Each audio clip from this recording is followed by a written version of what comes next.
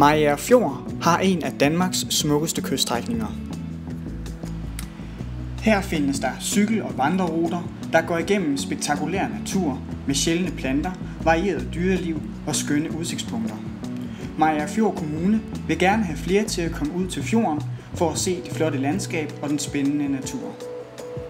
Som det er i dag, kommer de fleste turister kun frem til Vikingeborgen Fyrkat, som ligger ca. 3 km fra fjorden. Mange cyklister og vandrende kommer forbi som gennemrejsende på den nye Hærvejsrute, som passerer tæt ved Vikingeborgen.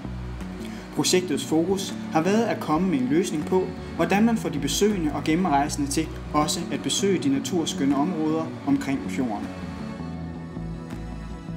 På baggrund af de udførte feltobservationer og interviews har det vist sig, at de besøgende og gennemkørende ikke har store chancer for at finde ud af, hvilke oplevelser der er at se omkring fjorden.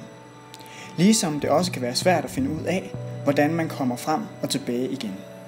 De skilte, der er i området, er slidte og gamle og mangler oplysninger om de muligheder, der er i området. Og flere steder mangler skiltningen fuldstændig. Gruppe 26's løsning er derfor at kortlægge de mest hensigtsmæssige ruter, strategisk placere infoskilte og designe skiltene på et konceptuelt plan. Ruterne fra Fyrkat og Hærvejen til fjorden skal tage hensyn til, at det både er vandrende, cyklende og kørende, der skal bruge dem. Der findes i forvejen flere gode ruter, som går ud til fjorden, som blot mangler skiltning. Fra Hærvejen kan man dreje af ind på rute 32, som er den rute, der fører rundt om fjorden. Der er også ved at blive etableret en rute gennem engområdet midt i ådalen, som gør det muligt at gå sikkert ind til Hobro. Sidst, men ikke mindst, kan man naturligvis køre ind til Hobro via asfaltveje.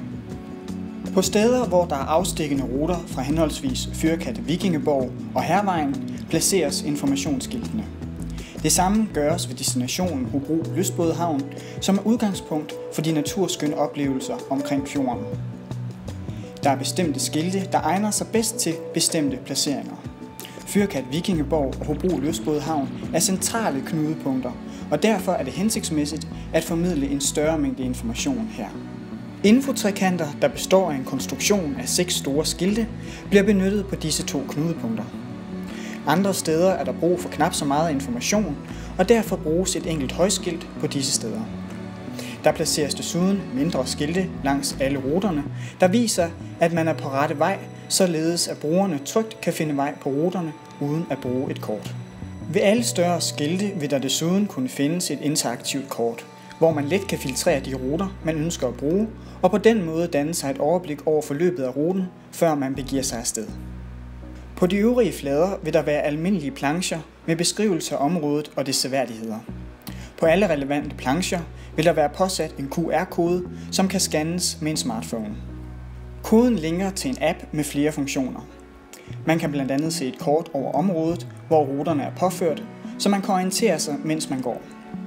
Desuden kan der findes en oversigt over forskellige attraktioner, seværdigheder og aktiviteter i området. Samt generel turistinformation, som for eksempel overnatningsmuligheder og spisesteder. Appen kan potentielt kobles op til de sociale medier, så man nemt kan dele sine oplevelser med andre, og samtidig også reklamere for området. Til de, som ikke kan downloade appen, er der påsat traditionelle foldere på skiltene, som man kan tage med sig. I folderen kan man se et kort med ruterne samt en beskrivelse af området.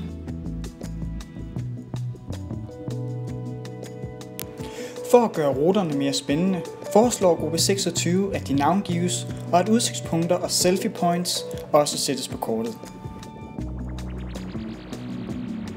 Ha' en rigtig god tur ud til Mariager Fjord.